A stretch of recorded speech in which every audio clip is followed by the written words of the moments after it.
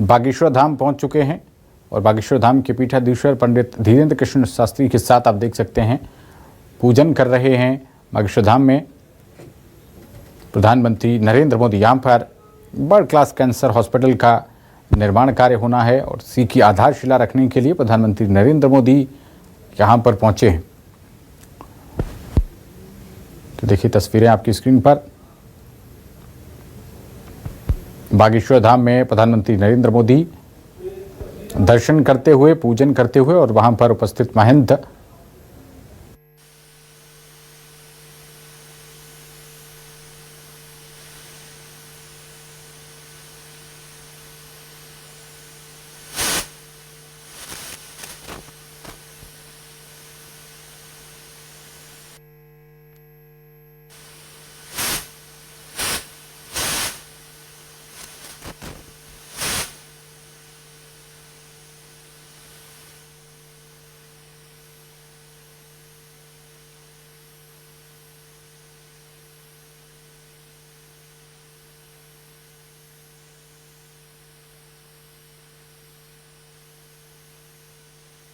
और बालाजी तो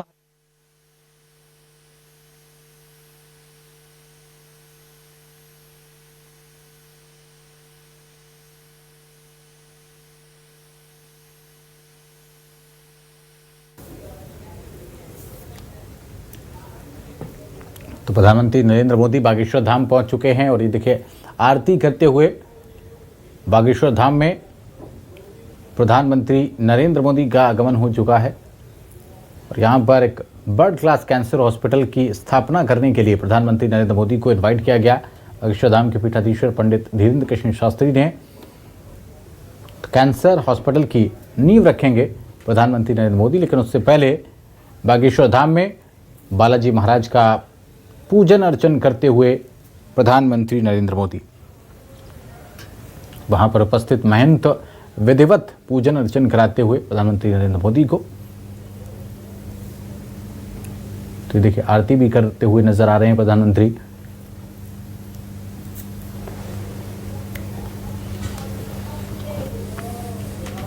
पंडित धीरेन्द्र कृष्ण शास्त्री के आह्वान पर प्रधानमंत्री नरेंद्र मोदी बागेश्वर धाम में आए हुए हैं।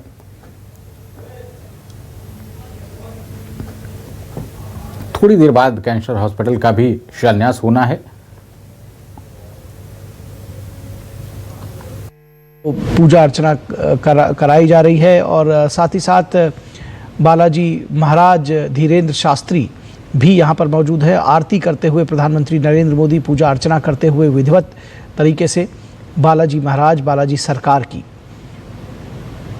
तो बागेश्वर धाम बालाजी मंदिर में पहुँचे हैं प्रधानमंत्री नरेंद्र मोदी और पूजा अर्चना करते हुए।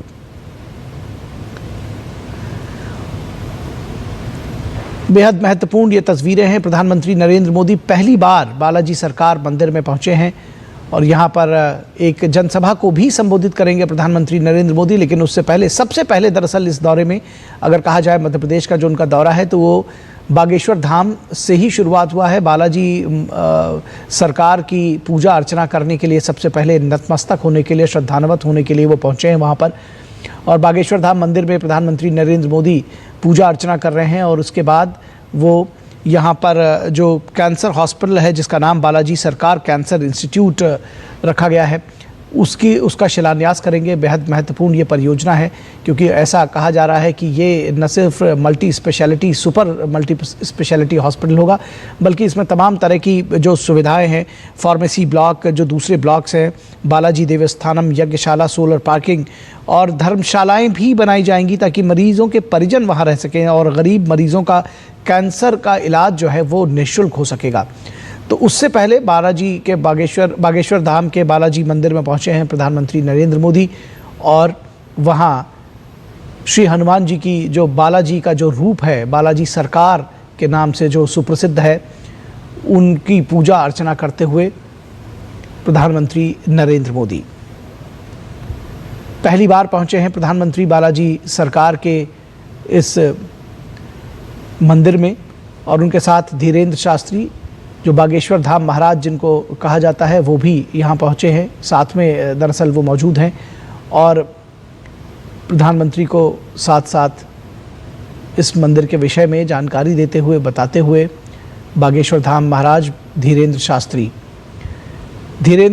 बागेश्वर धाम महाराज ने इस मंदिर को नई प्रतिष्ठा, नई ऊंचाइयां दी हैं। जो उनका कार्यक्रम रहता है जिसमें हज़ारों लाखों की संख्या में लोग जुटते हैं, मंदिर के प्रति श्रद्धान्वित होते हैं और जिस तरह से वो लोगों की तकलीफ़ें दूर करने के लिए कार्यक्रम करते हैं वो बेहद महत्वपूर्ण है। प्रधानमंत्री नरेंद्र मोदी पहली बार बागेश्वर धाम बालाजी मंदिर पहुंचे हैं पूजा अर्चना करते हुए।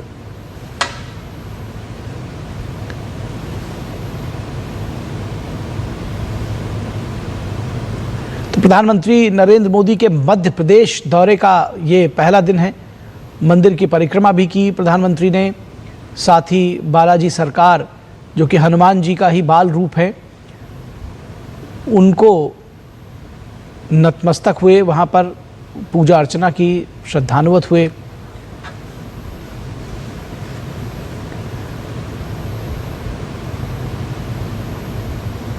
विधिवत पूजन अर्चन कराया गया प्रधानमंत्री नरेंद्र मोदी को।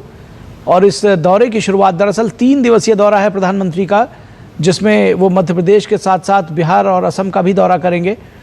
तो ये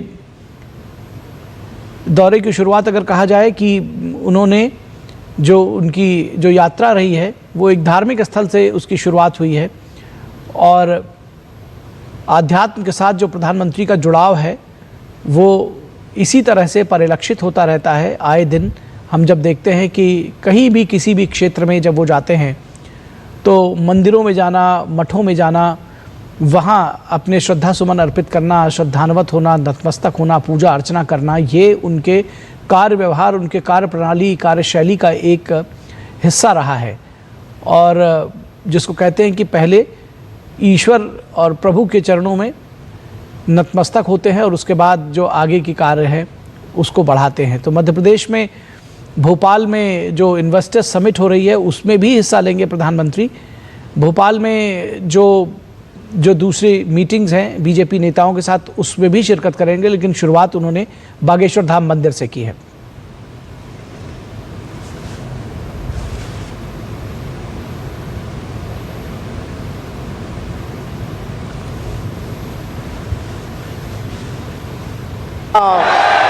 बोलिए जय श्री राम। बागेश्वर धाम की, बागेश्वर धाम की, बालाजी महाराज की, बागेश्वर धाम की, बालाजी महाराज की, पूज्यपाद सन्यासी बाबा की, भारत माता की, भारत माता की। आज का ये गरिमापूर्ण कार्यक्रम भारत के यशस्वी प्रधानमंत्री माननीय श्री नरेंद्र मोदी जी की उपस्थिति में अब प्रारंभ हो चुका है। जिन पलों की हम प्रतीक्षा कर रहे थे वे पल आ चुके हैं। जिन क्षणों का हमें बेसब्री से इंतजार था वे क्षण आ चुके हैं। बालाजी के दर्शन के उपरांत और पूज्य गुरुदेव भगवान से भेंट के उपरांत माननीय श्री नरेंद्र मोदी जी ऋषियों की इस तपोभूमि बागेश्वर धाम पर पधार चुके हैं। हम उनका हार्दिक अभिनंदन करते हैं। मैं आग्रह करता हूं आप सभी जनमानस से कि अपने स्थान पर ही बैठकर करतल ध्वनि के साथ उनका अभिनंदन करें। और अब मैं आग्रह करता हूं बागेश्वर धाम के पीठाधीश्वर पूज्य गुरुदेव भगवान से कि वे मंच पर पधारे माननीय देश के प्रधानमंत्री श्री नरेंद्र मोदी जी का स्वागत करें। बालाजी के हनुमान यंत्र के साथ, बालाजी का हनुमान यंत्र, ये वो हनुमान यंत्र है जो बालाजी की तमाम सिद्धियों से संपन्न अभिमंत्रित है। पूज्य गुरुदेव भगवान के द्वारा देश के प्रधानमंत्री जी को भेंट किया जा रहा है इस आशा के साथ कि वे हनुमान जी उन्हें बल और सामर्थ्य दें कि वे देश की सेवा इसी तरह करें। अब मैं आग्रह करता हूं बालाजी का एक विग्रह प्रधानमंत्री जी को भेंट किया जा रहा है, ये वो अनुपम छवि है बागेश्वर बालाजी की, जिनके दर्शनों के लिए देश और दुनिया के लोग बागेश्वर धाम आते हैं, रोते हुए आते हैं और हंसते हुए जाते हैं। ये वो विग्रह उन्हें भेंट किया गया। और अब धाम से जुड़ा साहित्य, गुरुदेव भगवान द्वारा रचित पुस्तक देश के जनमानस के लिए जो उन्होंने लिखी, सनातन धर्म क्या है, यह वो पुस्तक जो उन्होंने विद्यार्थियों को ध्यान में रखते हुए लिखी थी, सनातन धर्म की छोटी छोटी बातों से उन्हें अवगत कराने के लिए। और अब मैं आग्रह करता हूं कि एक स्मृति चिन्ह भी भेंट करें। इस स्मृति चिन्ह जो बागेश्वर जन सेवा समिति की ओर से इस विराट महोत्सव की स्मृति उन्हें दिलाता रहेगा। आप करतल ध्वनि से स्वागत करें। इन अवसरों का मैं आग्रह करता हूं पूज्य महाराज श्री से कि वे एक स्मृति चिन्ह के माध्यम से मध्य प्रदेश के मुख्यमंत्री डॉक्टर मोहन यादव जी का भी स्वागत करें। इस स्मृति चिन्ह के माध्यम से आप सभी इन पलों का स्वागत करें, ये अनुपम पल। और अब मैं आग्रह करता हूं, हमारे मंच पर विराजमान हैं पूज्य जगत गुरु भगवान स्वामी श्री रामभद्राचार्य जी महाराज। वो कुछ अंग वस्त्र और अपने द्वारा रचित साहित्य देश के प्रधानमंत्री श्री नरेंद्र मोदी जी को भेंट कर रहे हैं। उनकी गरिमामयी उपस्थिति में ये साहित्य और अंग वस्त्र वो देश के प्रधानमंत्री जी को भेंट कर रहे हैं आशीर्वाद स्वरूप, ताकि देश के प्रधानमंत्री जो दुनिया भर में रहने वाले करोड़ों हिंदुओं की आशाओं के प्रतीक हैं, उन आशाओं के संरक्षक हैं, वो इसी तरह देश की सेवा करते रहें। इन अनुपम पलों के साथ अब मैं आग्रह करता हूं बागेश्वर धाम सरकार यानी परम पूज्य गुरुदेव भगवान को वे आएं और अपनी वाणी से देश के यशस्वी प्रधानमंत्री जी का इस भव्य आयोजन में स्वागत करें। पूज्य गुरुदेव भगवान, आप सभी करतल ध्वनि से स्वागत करें।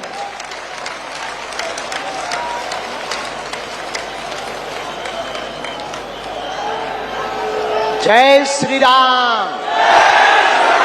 बागेश्वर धाम की, बालाजी हनुमान की, परम पूज्य श्री जगतगुरु भगवान की, सभी संत जनों की, पूज्य श्री बद्रीनाथ वाले महाराज जी की, परम पूज्य श्री परमार्थ निकेतन वाले महाराज जी की, परम पूज्य श्री दीदी मारितंबरा जी की, आज के उत्सव की हम सब बहुत उत्साहित हैं, हम सब बड़े प्रसन्न हैं। आज पावन तीर्थ बागेश्वर धाम बुंदेलखंड की वो भूमि जो वीरों की भूमि है, हीरों की भूमि है, संतों की भूमि है, महंतों की भूमि है। और एक अनूठा पल बुंदेलखंड के इतिहास में आया है कि परम पूज्यपाद एक तरफ संत भगवान व्यासपीठ के महापुरुष विराजमान हैं, तो दूसरी तरफ विश्व के सबसे लोकप्रिय नेता भारत के यशस्वी माननीय प्रधानमंत्री जी विराजमान। जोरदार ताली बजा करके हम सब पूरा बागेश्वर परिवार स्वागत करें। पीछे तक हम सब जोरदार ताली बजा करके आपका अरे हाँ।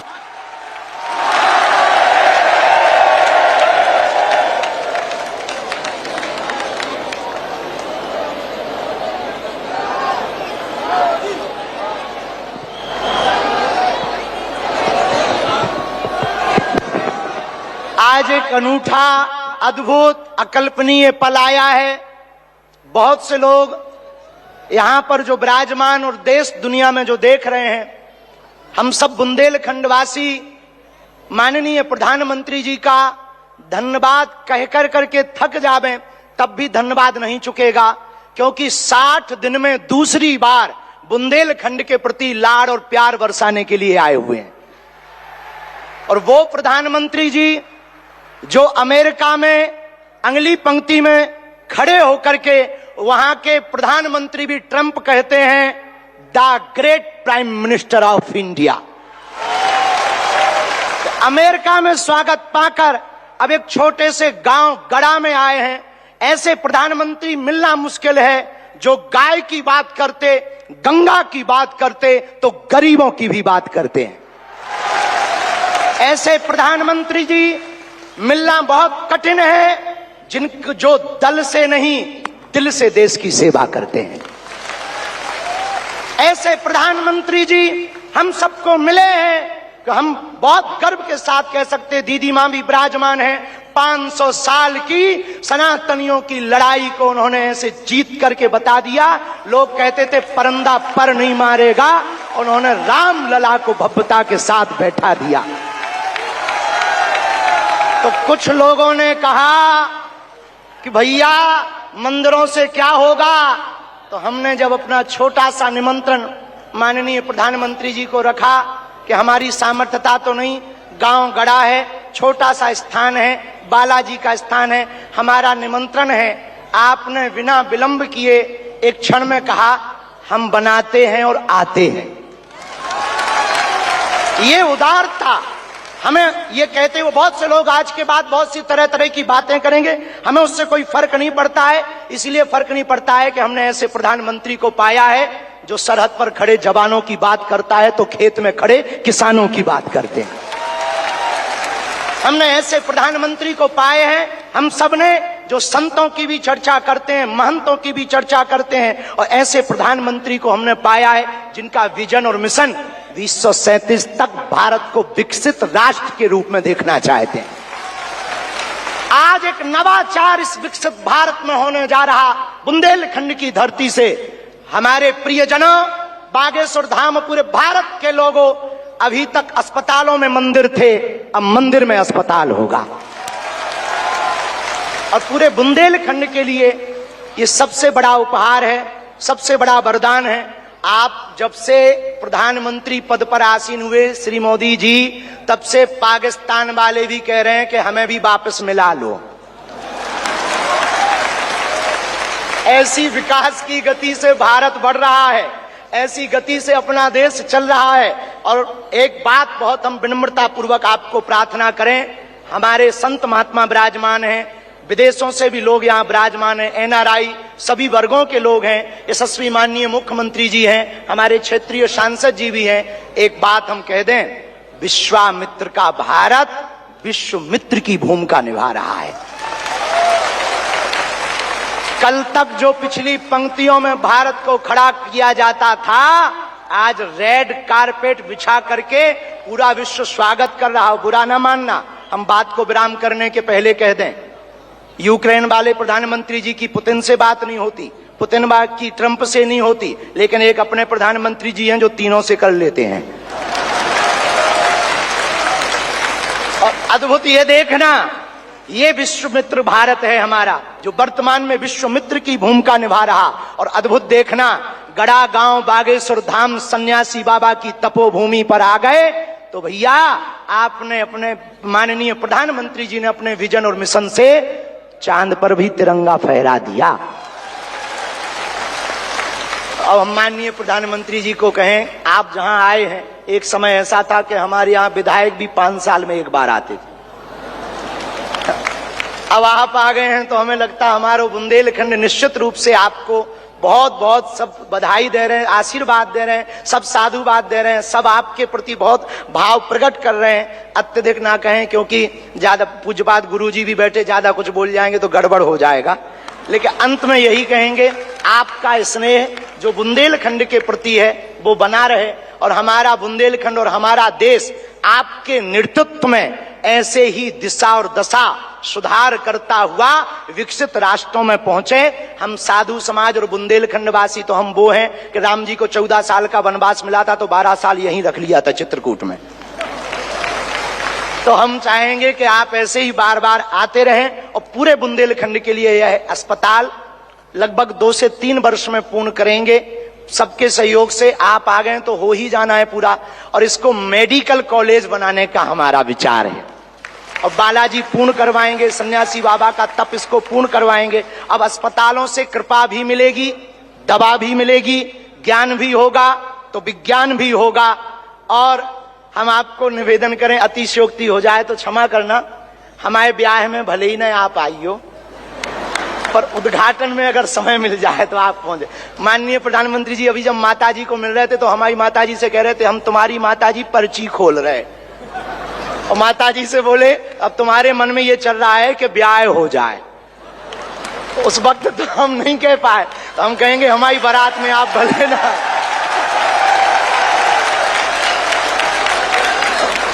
और हमने जब माता जी के प्रति आपका भाव देखा, सॉल लाए माता जी के लिए और हमें मिला संदेशा के 5 मिनट हम माता जी को मिले। हम माता जी का जैसे ही भाव माता जी के प्रति देखा, हमने वहीं बैठे बैठे प्रण लिया कि माननीय प्रधानमंत्री जी की माता जी के नाम से इस अस्पताल में एक वार्ड बनाया जाएगा।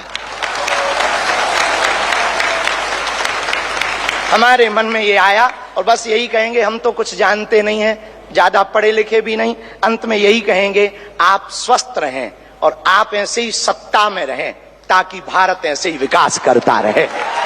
हरे हरे बागेश्वर धाम की, सन्यासी बाबा की, दादा गुरु जी की।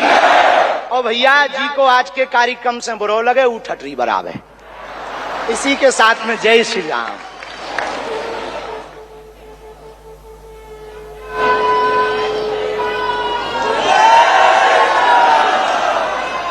सीताराम। हम सभी का मन हर्षित है, निश्चित रूप से यह अद्भुत क्षण है। और जिस तरह से देश के प्रधानमंत्री जी ने इस छोटे से गांव में आकर बुंदेलखंड का, पूरे मध्य प्रदेश का मान बढ़ाया है, निश्चित रूप से मध्य प्रदेश के मुख्यमंत्री भी हर्षित होंगे। मैं आमंत्रित करता हूं मध्य प्रदेश के मुख्यमंत्री डॉक्टर मोहन यादव जी को कि वे भी इस अनुपम क्षण पर अपना उद्बोधन हम सभी को प्रदान करें। डॉक्टर मोहन यादव जी।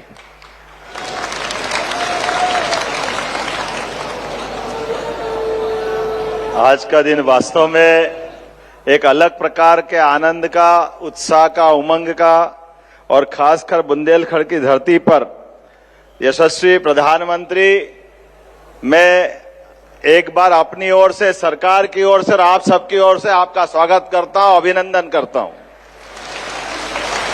बोले बागेश्वर धाम की, महाराजा छत्रसाल की।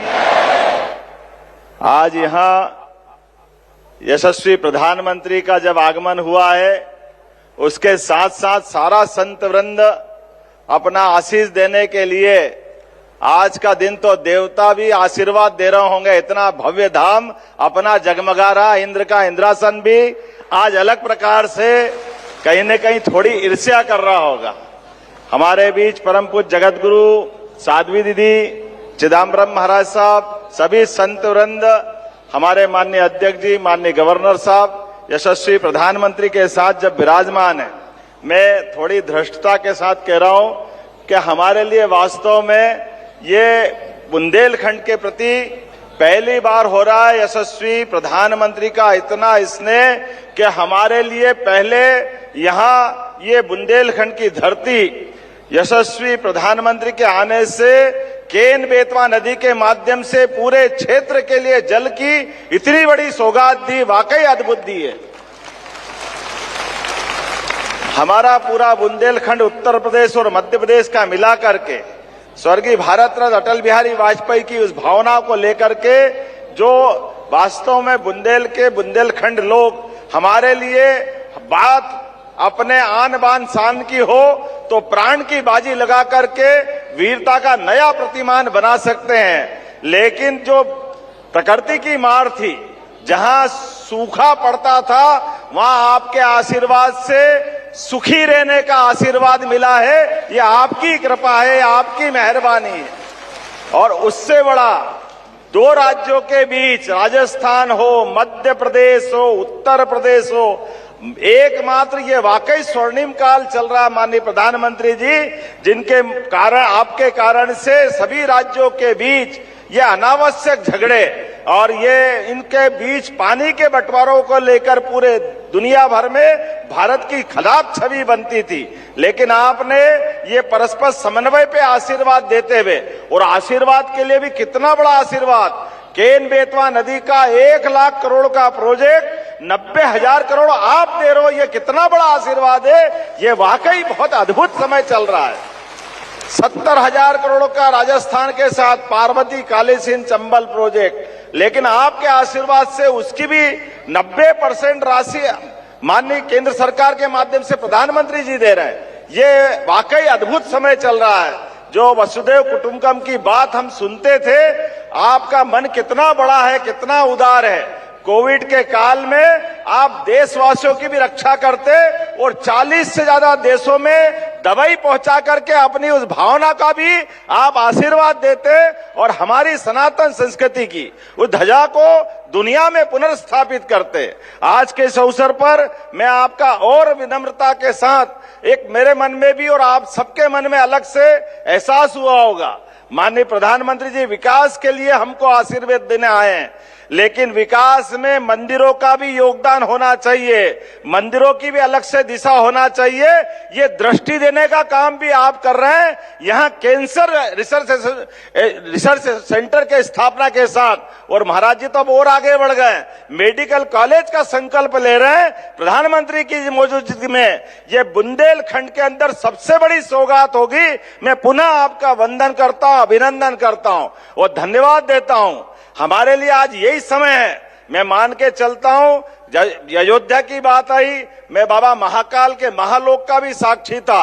माननीय प्रधानमंत्री जी के माध्यम से ये जो हमारे अपने धार्मिक आस्था के केंद्रों पर ये जो नवीन दृष्टि पड़ रही है कि हमारे आस्था के केंद्र भी जगमगाए, लेकिन जीवन उपयोगी उन सारी चीजों के प्रति भी ध्यान जाना चाहिए।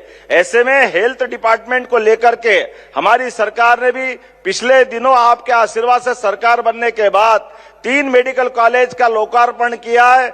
12 मेडिकल कॉलेज पीपीपी मॉडल पे आ रहे हैं, लेकिन सच में अपने मंदिरों में कैंसर हॉस्पिटल का आपने निर्माण कराने के लिए आशीर्वाद देने का जो हमको अवसर दिया, ये पूरे देश के लिए नई मिसाल बनेगा। नया एक प्रकार का आह्वान करते हुए कि आपका ये आशीर्वाद सदैव मिलता रहे। मैं मान के चलता हूं मध्य प्रदेश की धरती पर कई कारण से आपका आगमन आज हमारे लिए बहुत उल्लेखनीय है। कल आप ग्लोबल इन्वेस्टर समिट के माध्यम से विश्व के सभी उद्योगपतियों के साथ मध्य प्रदेश को आशीर्वाद देने के लिए, देश के अंदर भी देश के बाहर भी, और ये आपकी ही कुशल मार्गदर्शन है कि कहां 2014 में 11वें नंबर पर भारत का स्थान था, लेकिन समान रूप से सभी क्षेत्रों में काम करते हुए भारत अपने को 250 साल से ज्यादा गुलाम बनाने वाले इंग्लैंड को पीछे छोड़ करके 5वें स्थान पे लिया है। ये आपकी कृपा है, आपकी अपनी कुशल नेतृत्व क्षमता है। और निश्चित रूप से आपके नेतृत्व में अब जर्मनी और जापान भी ज्यादा देर नहीं लगेगी। आप सभी क्षेत्रों में जिस प्रकार से आशीर्वाद दे रहे हैं, मैं आपका पुनः वंदन करता हूं, अभिनंदन करता हूं और उम्मीद करता हूं कि आपका आशीर्वाद इसी प्रकार से मध्य प्रदेश को मिलता रहेगा। एक बार फिर मैं बागेश्वर धाम के महाराज जी को भी बधाई देता हूं, जिन्होंने मंदिर का काम आधा छोड़ करके पहले कैंसर हॉस्पिटल का काम हाथ में लिया है। मैं आपको भी बधाई देता हूं महाराज जी। आज का यही समय है जिसको माननीय प्रधानमंत्री जी के शब्दों में यही समय है, सही समय है। इससे अच्छा क्या समय हो सकता है। नेक काम को तुरंत करते हुए जो आपने अद्भुत एक नया संकल्प लिया है, हम सब आपके उस संकल्प के साथ रहेंगे। मैं पुनः महाराज जी का भी अभिनंदन करता हूं, जगत गुरु जी का भी प्रणाम करता हूं, सारे संत वृंद का प्रणाम करते हुए यशस्वी प्रधानमंत्री को पुनः धन्यवाद देता हूं। आपका ऐसा स्नेह मिलता रहे ताकि प्रगति के काम समान रूप से ऐसे हम चलाते रहें। बोलिए बागेश्वर धाम की, बोलिए बागेश्वर धाम की। और अब वह क्षण आ गया है जब देश के यशस्वी प्रधानमंत्री जी साधना से संपन्न इस धरती को मानव उपयोगी साधनों से संपन्न करने की शुरुआत करने जा रहे हैं। मैं आग्रह करता हूं वे डिजिटल शिलान्यास के लिए उन्हें एक रिमोट उपलब्ध कराया जाएगा। वे इस रिमोट के माध्यम से आपकी जो स्क्रीन है, जो मंच की एलईडी है, उस पर एक डिजिटल शिलान्यास होगा। आप सभी उस कैंसर अस्पताल की एक छोटी सी फिल्म को भी देखेंगे, उस शिला को भी देखेंगे और इसके साथ ही वो जो पूरा अस्पताल की जो परिकल्पना है वो आपके साथ है।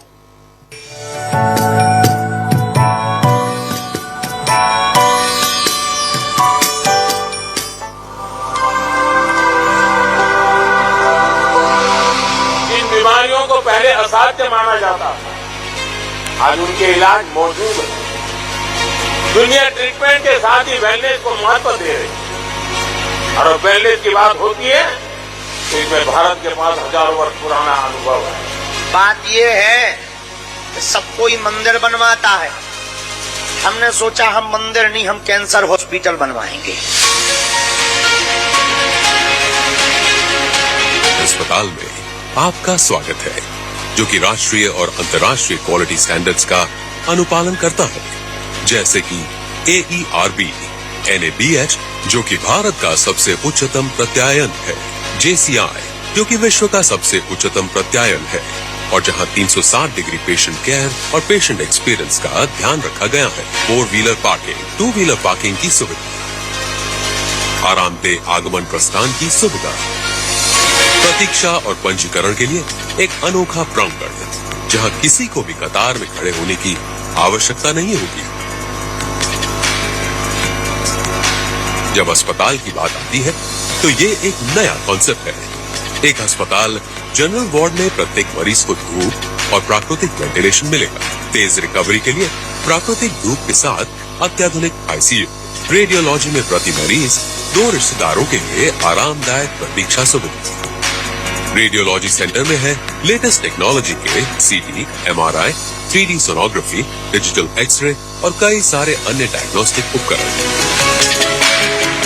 24 घंटे रहने, खाने, नहाने की सुविधा देता है। तुम भी गर्व से कहोगे कि हाँ, हम बागेश्वर वाले हैं, यहाँ दुआ और दवा दोनों की व्यवस्था होगी।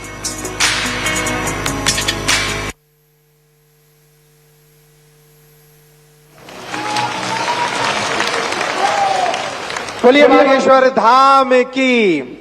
ये फिल्म जरूर 2 मिनट की है, लेकिन ये 2 वर्ष पुराना संकल्प है और आने वाले 2 वर्षों में पूर्ण होगा और कई लोगों के काम आएगा। अब वो अवसर है जब हम सभी देश के यशस्वी प्रधानमंत्री जी को सुने। मैं उनसे आग्रह करता हूं कि वे पोडियम पर अपने उद्बोधन के लिए आए। हम सभी तब तक तालियां बजाएं, तब तक वो पोडियम पे ना पहुंचे। बोलिए भारत माता की, बोलिए जय श्री राम।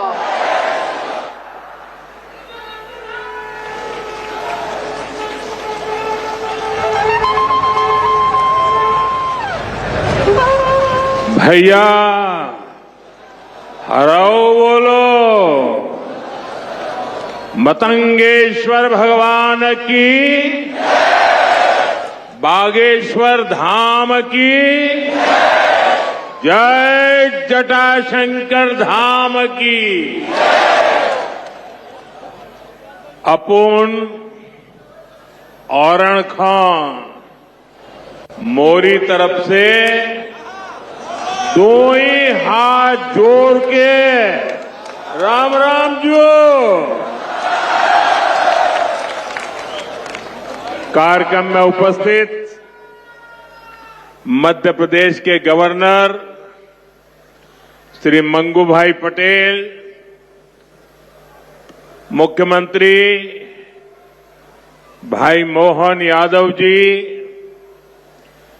जगत गुरु पूज्य राम भद्राचार्य जी, बागेश्वर धाम के पीठाधीश्वर श्री धरेंद्र शास्त्री जी, दीदी मां साध्वी ऋतंबरा जी, स्वामी चिदानंद सरस्वती जी, महंत श्री बालक योगेश्वर दास जी, इसी क्षेत्र के सांसद विष्णुदेव शर्मा जी, अन्य महानुभाव और प्यारे भाई और बहनों, बहुत ही कम दिनों में मुझे दूसरी बार वीरों की इस धरती बुंदेलखंड आने का सौभाग्य मिला है।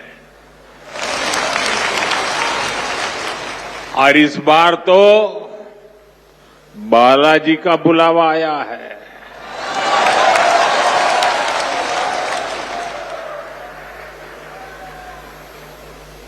ये हनुमान जी की कृपा है कि आस्था का ये केंद्र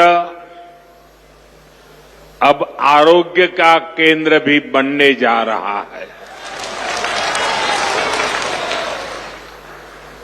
अभी मैंने यहां Shri Bageshwar Dham medical science and research institute का भूमि पूजन किया है। ये संस्थान 10 एकड़ में बनेगा। पहले चरण में ही इसमें 100 बेड्स की सुविधा तैयार होगी। मैं इस पुनीत कार्य के लिए श्री धीरेन्द्र शास्त्री जी का अभिनंदन करता हूं और बुंदेलखंड के लोगों को बहुत बहुत बधाई देता हूं। साथियों, आजकल हम देखते हैं कि नेताओं का एक वर्ग ऐसा है जो धर्म का मखौल उड़ाता है, उपहास उड़ाता है, लोगों को तोड़ने में जुटा है और बहुत बार विदेशी ताकतें भी इन लोगों का साथ देकर देश और धर्म को कमजोर करने की कोशिश करती दिखती है। हिंदू आस्था से नफरत करने वाले ये लोग सदियों से किसी न किसी भेष में रहते रहे हैं।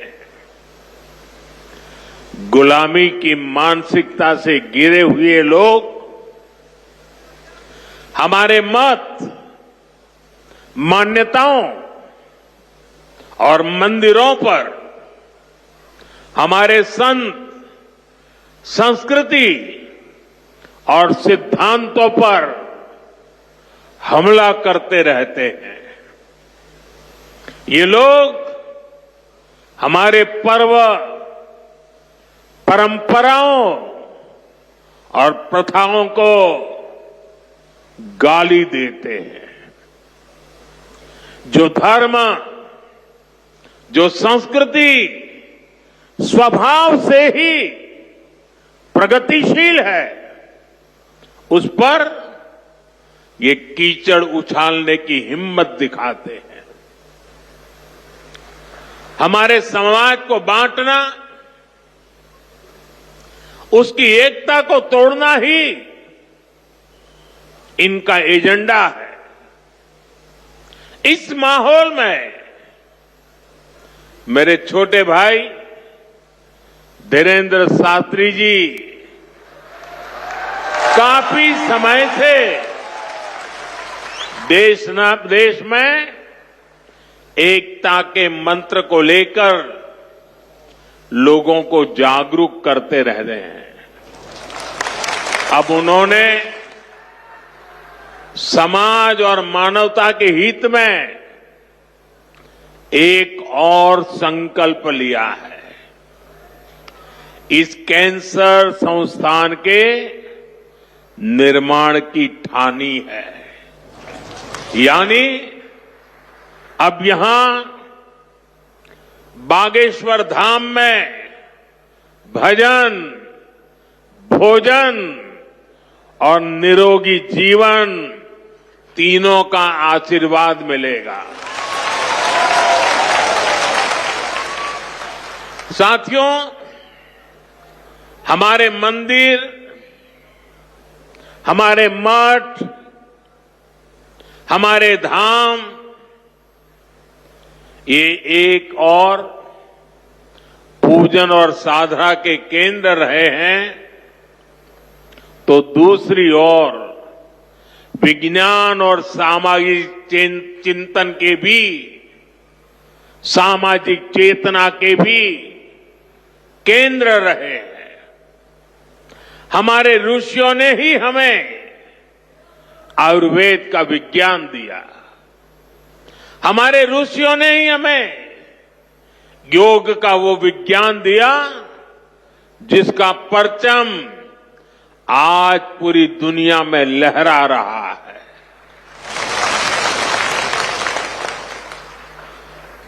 हमारी तो मान्यता ही है, परहित सरिस धर्म नहीं भाई, अर्थात दूसरों की सेवा, दूसरों की पीड़ा का निवारण ही धर्म है। इसलिए नर में नारायण, जीव में शिव, इस भाव से जीव मात्र की सेवा, यही हमारी परंपरा रही है। आजकल हम देख रहे हैं महाकुंभ की हर तरफ चर्चा हो रही है। महाकुंभ अब पूर्णता की ओर है। अब तक करोड़ों लोग वहां पहुंच चुके हैं। करोड़ों लोगों ने आस्था की डुबकी लगाई है, संतों के दर्शन किए हैं। अगर इस महाकुंभ की तरफ नजर करें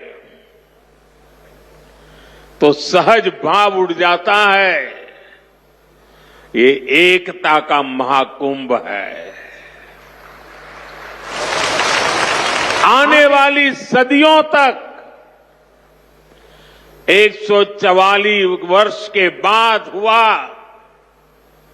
ये महाकुंभ एकता के महाकुंभ के रूप से प्रेरणा देता रहेगा और देश की एकता को मजबूती देने का अमृत परोसता रहेगा।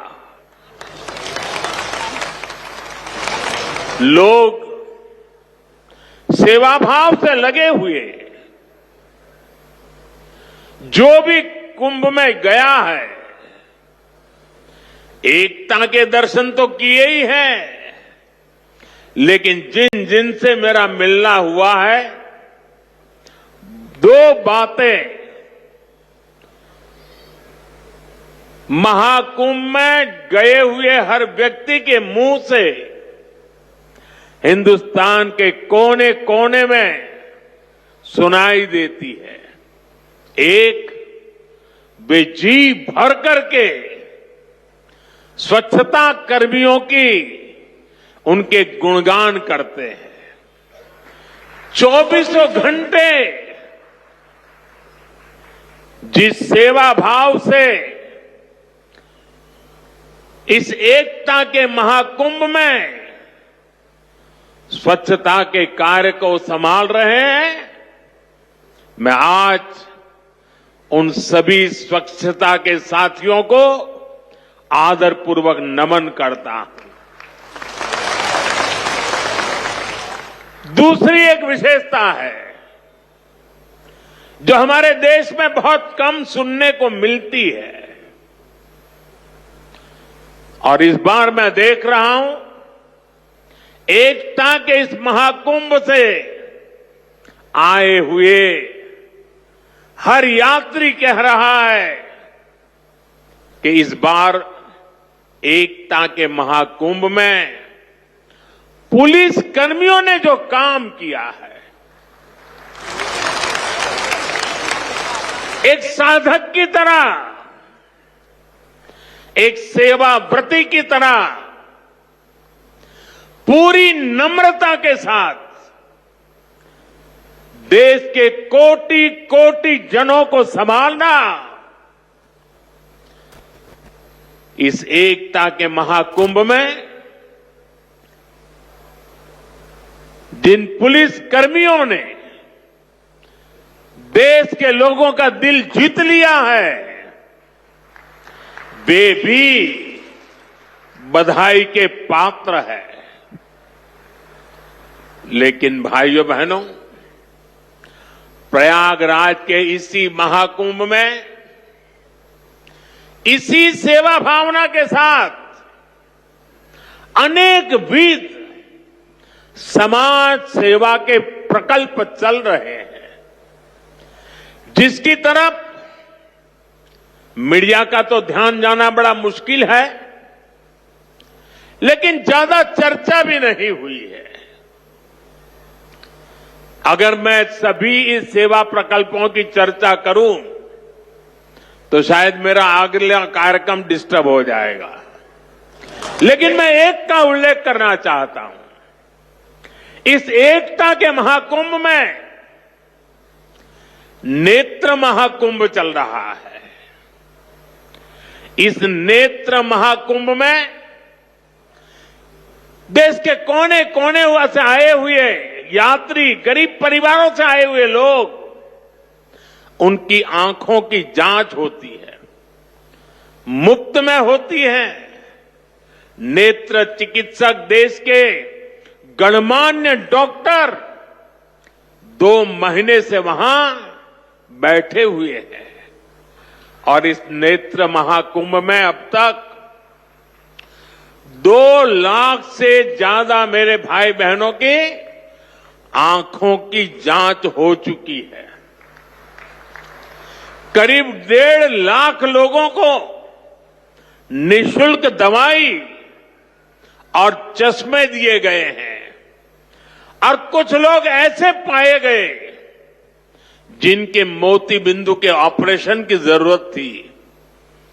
तो इस नेत्र महाकुंभ से चित्रकूट और अगल बगल के स्थानों पर जहां पर अच्छी नेत्र चिकित्सा की अस्पतालें थी, करीब 16,000 मोतियाबिंद के ऑपरेशन के लिए उन अस्पतालों में भेज करके एक भी पैसे का खर्च बिना उन सबके मोतियाबिंद के ऑपरेशन किए गए हैं। ऐसे कितने ही अनुष्ठान इस एकता के महाकुंभ में चल रहे हैं। भाइयों बहनों, ये सब कौन कर रहा है? हमारे साधु संतों के मार्गदर्शन में हजारों डॉक्टर्स, हजारों स्वयंसेवक स्वतः स्फूर्त भाव से, समर्पित भाव से, सेवा भाव से इसमें लगे हुए हैं।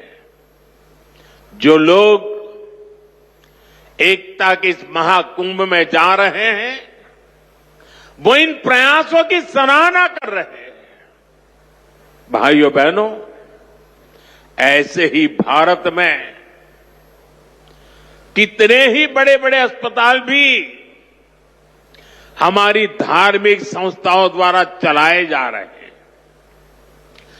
धार्मिक ट्रस्ट के द्वारा हेल्थ और साइंस से जुड़े कितने ही रिसर्च इंस्टीट्यूट्स चलाए जा रहे हैं। करोड़ों गरीबों का इलाज और सेवा इन संस्थानों में होती है। मेरी दीदी मां यहां बैठी है। अनाथ बालिकाओं के लिए जिस प्रकार से समर्पण भाव से वो सेवा करती है, अपना जीवन बेटियों के लिए उन्होंने समर्पित कर दिया। साथियों, यहीं पास में हमारे बुंदेलखंड का चित्रकूट, प्रभु राम से जुड़ा ये पवित्र तीर्थ खुद दिव्यांगों और मरीजों की सेवा का कितना बड़ा केंद्र है। मुझे खुशी है इस गौरवशाली परंपरा में बागेश्वर धाम के रूप में एक और नया अध्याय जुड़ने जा रहा है। अब बागेश्वर धाम में आरोग्य का आशीर्वाद भी मिलेगा। मुझे बताया गया है यहां 2 दिन बाद महाशिवरात्रि के दिन 251 बेटियों के सामूहिक विवाह महोत्सव का भी आयोजन होगा। मैं इस पुण्य कार्य के लिए भी बागेश्वर धाम की सराहना करता हूं। मैं सभी नवविवाहिता दंपतियों को, मेरी बेटियों को सुंदर और सुखी जीवन के लिए अग्रिम बधाई देता हूं, हृदय से आशीर्वाद देता हूं। साथियों, हमारे शास्त्रों में कहा गया है, शरीर माध्यम खलु धर्म साधनम, अर्थात हमारा शरीर, हमारा स्वास्थ्य ही हमारे धर्म, हमारे सुख और हमारी सफलता का सबसे बड़ा साधन है। इसलिए जब देश ने मुझे सेवा का अवसर दिया तो मैंने सबका साथ सबका विकास के मंत्र को सरकार का संकल्प बनाया और सबका साथ सबका विकास के इस संकल्प का भी एक बड़ा आधार है सबका इलाज, सबको आरोग्य। इस विजन को पूरा करने के लिए हम अलग अलग स्तर पर फोकस कर रहे हैं। हमारा फोकस है बीमारी से बचाव पर। आप मुझे बताइए, यहां स्वच्छ भारत अभियान के तहत टॉयलेट, शौचालय हर गांव में बने हैं कि नहीं बने हैं? इससे आपकी मदद हुई कि नहीं हुई? आपको पता है, शौचालय बनने से एक और फायदा हुआ है। शौचालय बने हैं तो गंदगी से होने वाली बीमारियां भी कम हुई है। एक स्टडी कहती है, जिन घरों में शौचालय बने हैं वहां हजारों रुपये बीमारी पर खर्च होने से बचे हैं। साथियों, 2014 में हमारी सरकार आने से पहले हालात ये थी कि देश में गरीब जितना बीमारी से नहीं डरता था, उससे ज्यादा डर उसे इलाज के खर्च से लगता था। अगर परिवार में कोई एक व्यक्ति भी गंभीर बीमारी का शिकार हो जाए तो पूरा परिवार संकट में आ जाता था।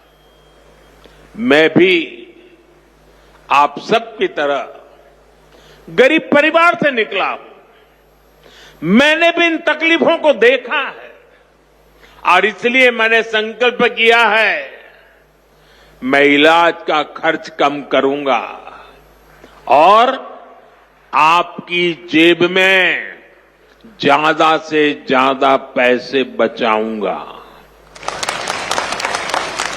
मैं आपको बार बार हमारी सरकार की कुछ योजना, कल्याणकारी योजनाओं की जानकारी देता रहता हूं ताकि एक भी जरूरतमंद योजनाओं से छूटे नहीं।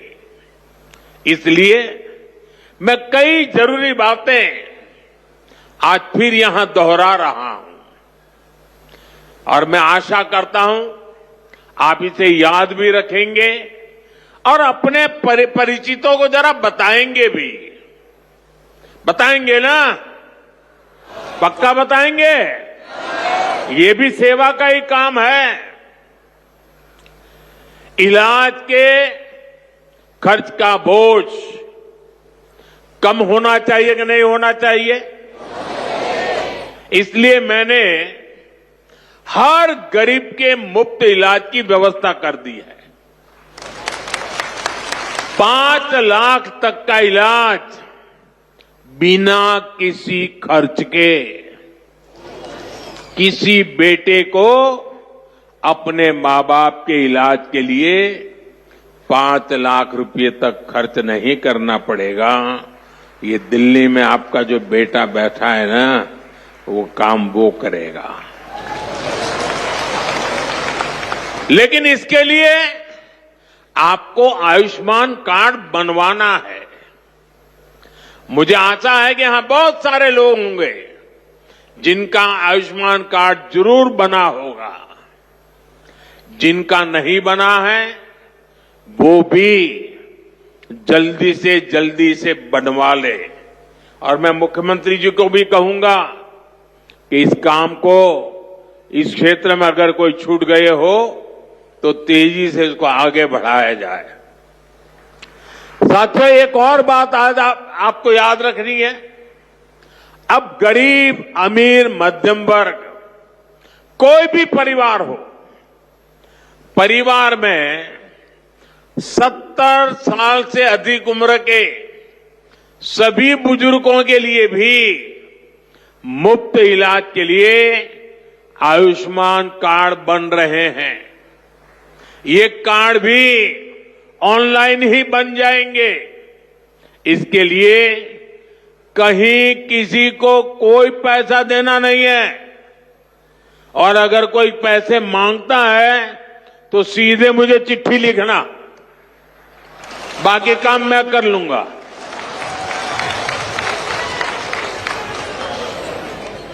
अगर कोई पैसा मांगता है तो क्या करेंगे आप? लिखेंगे? मैं इन संत महात्माओं को भी कहता हूं कि आप भी जरा आयुष्मान कार्ड का प्रबंध कर दीजिए, ताकि आपको कभी बीमारी में मुझे सेवा करने का मौका मिले। आपको तो बीमारी आने वाली नहीं है, लेकिन अगर कहीं आ जाए तो।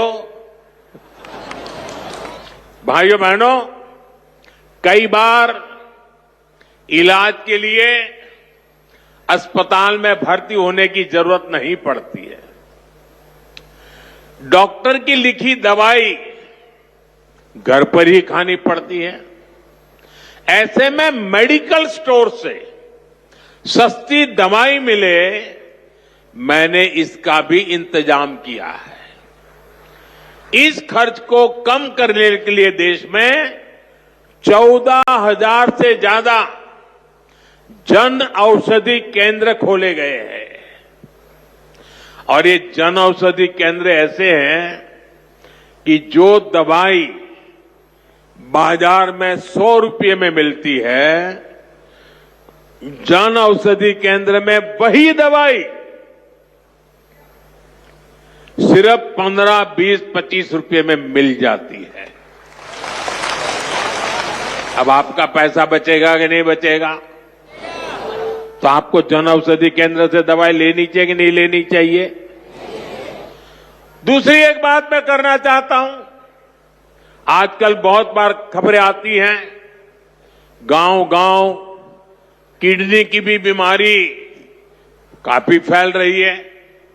अब किडनी की बीमारी जब बढ़ जाती है तो लगातार डायलिसिस करानी पड़ती है, नियमित रूप से करानी पड़ती है, दूर दूर जाना पड़ता है, खर्चा बहुत लगता है। आपकी ये मुसीबत कम हो, इसलिए हमने देश के 700 से ज्यादा जिलों में 1,500 से ज्यादा डायलिसिस सेंटर खोले हैं। यहां मुफ्त डायलिसिस की सुविधा भी उपलब्ध है। सरकार की इन सब योजनाओं की जानकारी आपको भी होनी चाहिए और आपको अपने परिचितों में भी सबको बताना चाहिए। तो मेरा इतना काम करोगे? जरा सब हाथ ऊपर करके बताइए, करोगे? आपको पुण्य मिलेगा। ये सेवा का काम है। साथियों, बागेश्वर धाम में कैंसर मरीजों के लिए इतना बड़ा अस्पताल खुलने जा रहा है। क्योंकि कैंसर अब हर जगह बड़ी परेशानी बन रहा है। इसलिए आज सरकार, समाज, संत सब कैंसर के खिलाफ लड़ाई में मिलकर प्रयास कर रहे हैं। भाइयों बहनों, मुझे पता है गांव में अगर किसी को कैंसर हो जाए तो उससे लड़ना कितना मुश्किल होता है। पहले तो बहुत दिनों तक पता ही नहीं चलता कि कैंसर हुआ है। बुखार और दर्द की घरेलू दवाएं ही आमतौर पर लोग लेते रहते हैं और कुछ लोग तो पूजा जाप में चले जाते हैं, किसी तांत्रिकों के हाथ में फंस जाते हैं। जब तकलीफ बहुत बढ़ जाती है या गांठ दिखने लगती है तब जाकर बाहर दिखाते हैं, तब पता चलता है कि कैंसर हुआ है।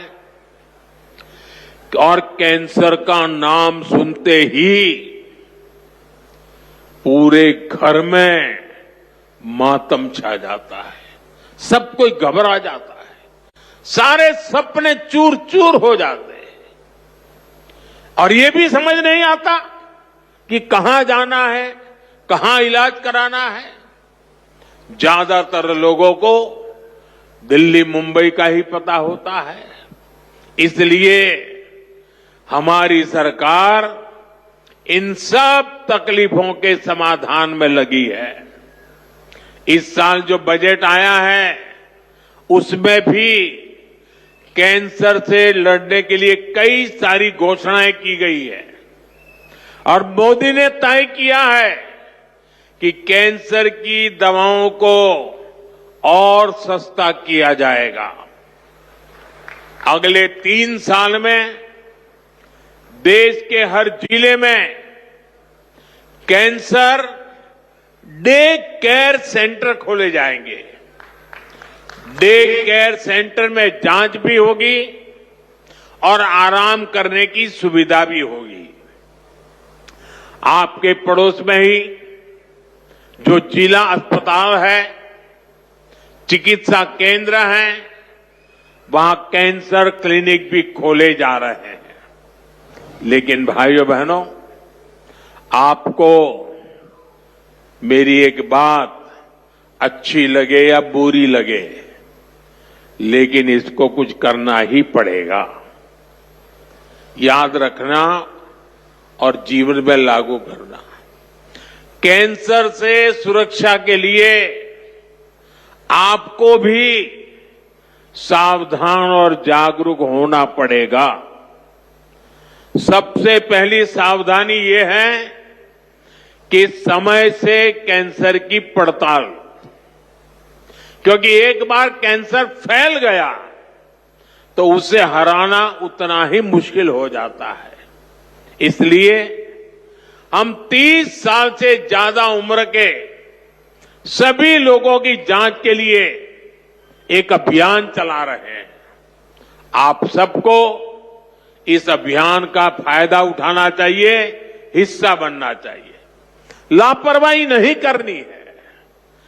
थोड़ी सी भी जो शंका हो तो कैंसर की तुरंत जांच करवानी है। एक और बात, कैंसर को लेकर सही जानकारी भी बहुत जरूरी है। ये कैंसर किसी को छूने से नहीं होता है। ये छुआछूत की बीमारी नहीं है। ये छूने से नहीं फैलती है। कैंसर का खतरा बीड़ी, सिगरेट, गुटखा, तंबाकू और मसाले से बढ़ता है। ये माताएं बहनें ज्यादा खुश हो रही है मेरी बात सुन के। इसलिए कैंसर फैलाने वाले इस सब नशे से आपको तो दूर रहना ही है, औरों को भी उससे दूर रखना है। अपने शरीर और स्वास्थ्य का ख्याल रखना है। और मैं आशा करता हूं अगर हम सावधानी रखेंगे तो बालेश्वर धाम के कैंसर अस्पताल पर बोझ नहीं बनेंगे, यहां आने की जरूरत नहीं पड़ेगी। तो सावधानियां रखोगे ना, लापरवाही तो नहीं करोगे ना। साथियों, मोदी आपका सेवक बनकर आपकी सेवा में जुटा है। मैं पिछली बार जब छतरपुर आया था तो यहां मैंने हजारों करोड़ रुपए की योजनाओं का लोकार्पण और शिलान्यास किया था और अभी मुख्यमंत्री जी ने इसका वर्णन भी किया। आपको ध्यान होगा इनमें 45,000 करोड़ रुपए की केन बेतवा लिंक परियोजना भी थी। ये परियोजना कितने दशकों से लटकी हुई थी, कितनी सरकारें आई चली गई, हर पार्टी के नेता भी बुंदेलखंड आते थे, लेकिन यहां पानी की किल्लत बढ़ती ही चली गई। आप मुझे बताइए, पिछली किसी सरकार ने अपना वादा पूरा किया क्या? ये काम भी तब शुरू हुआ जब आपने मोदी को आशीर्वाद दिया। पीने का पानी और उसका संकट दूर करने के लिए भी तेजी से काम हो रहा है। जल जीवन मिशन यानी हर घर जल परियोजना के तहत बुंदेलखंड के गांव-गांव में पाइप से पानी पहुंचाया जा रहा है। गांव में पानी पहुंचे, हमारे किसान भाई बहनों की तकलीफ दूर हो, उनकी आय बढ़े, हम इसके लिए दिन रात मेहनत कर रहे हैं। भाइयों बहनों, बुंदेलखंड समृद्ध बने, इसके लिए जरूरी है कि हमारी माताएं बहनें भी उतनी ही सशक्त बने। इसके लिए हमने लखपति दीदी और ड्रोन दीदी जैसी योजनाएं शुरू की है। हम 3 करोड़ बहनों को लखपति दीदी बनाने का लक्ष्य लेकर चल रहे हैं। बहनों को ड्रोन उड़ाने की ट्रेनिंग भी दी जा रही है। बुंदेलखंड में सिंचाई का पानी पहुंचेगा, बहनें ड्रोन से फसलों पर छिड़काव करेगी, खेती में मदद करेगी, तो हमारा बुंदेलखंड समृद्धि के रास्ते पर तेजी से आगे बढ़ेगा। भाइयों बहनों, गांव में ड्रोन तकनीक से एक और बड़ा जरूरी काम हो रहा है। स्वामित्व योजना के अंतर्गत ड्रोन से जमीन की पैमाइश करा के उसके पुख्ता कागज दिए जा रहे हैं। यहां एमपी में तो इसे लेकर बहुत अच्छा काम हुआ है। अब इन कागजों पर लोग बैंक से आसानी से लोन भी ले रहे हैं। ये लोन रोजगार धंधे में काम आ रहा है, लोगों की आय बढ़ रही है। साथियों, बुंदेलखंड की इस महान धरती को विकास की नई ऊंचाई पर पहुंचाने के लिए डबल इंजन की सरकार दिन रात मेहनत कर रही है। मैं बागेश्वर धाम में कामना करता हूं बुंदेलखंड समृद्धि और विकास की राह पर इसी तरह आगे बढ़ता रहे। और आज मैं हनुमान दादा के चरणों में आया तो मुझे लगा कि ये धीरेन्द्र शास्त्री अकेले ही पर्ची निकालेंगे कि मैं निकाल पाऊंगा। तो मैंने देखा कि आज हनुमान दादा की मुझ पे कृपा होती है कि नहीं होती है। तो हनुमान दादा जी ने मुझे आशीर्वाद दिया और मैंने आज पहली पर्ची निकाली, उनकी माताजी की पर्ची निकाली। और जिसकी बात शास्त्री जी ने बता दी आपको, खैर साथियों, ये बहुत बड़ा अवसर है, बहुत बड़ा काम है। संकल्प बड़ा हो, संतों के आशीर्वाद हो, प्रभु की कृपा हो, तो समय सीमा में सब पूर्ण होता है। और आपने कहा है कि इसके उद्घाटन के लिए मैं आऊं, दूसरा कहा है कि उनकी बारात में मैं आऊं। मैं आज सार्वजनिक रूप से वादा करता हूं, दोनों काम कर दूंगा।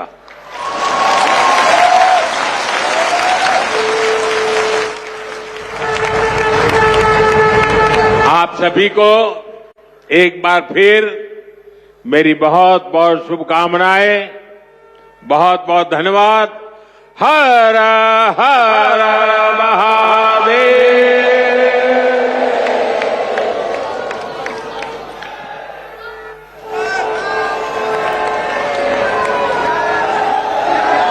ये नारे रुकने नहीं चाहिए उनकी उपस्थिति में। जिस तरीके से उनकी उपस्थिति ने आज बागेश्वर धाम के इस विराट संकल्प को एक नई ऊंचाई दी है, निश्चित रूप से वे आप सबकी तालियों के पात्र हैं। बोलिए बागेश्वर धाम की, बोलिए भारत माता की जय श्री राम। प्रधानमंत्री जी के इस ओजपूर्ण संबोधन में बागेश्वर धाम परिवार का संबल था। उस संबल के साथ ही हम इस कैंसर अस्पताल के लिए प्रोत्साहित हैं। भारत को निरोगी बनाने की दिशा में जो प्रयास प्रधानमंत्री जी के द्वारा किए जा रहे हैं, बागेश्वर धाम परिवार भी उनकी इस परमार्थ संकल्पना में उनके साथ खड़ा है। उन्होंने आस्था को लेकर, विज्ञान को लेकर, कैंसर के खतरे को लेकर विस्तार से न सिर्फ अपनी बात रखी, बल्कि हमें सचेत, जागृत और समृद्ध किया। और अपने संबोधन में जो आखिरी वक्तव्य उनका था कि वे बागेश्वर धाम आते रहेंगे, वे न सिर्फ इस अस्पताल के उद्घाटन में आएंगे, बल्कि पूज्य गुरुदेव भगवान की बारात में भी आएंगे। तो पुनः उनका अभिनंदन बागेश्वर धाम पर सदैव रहेगा। इस संपूर्ण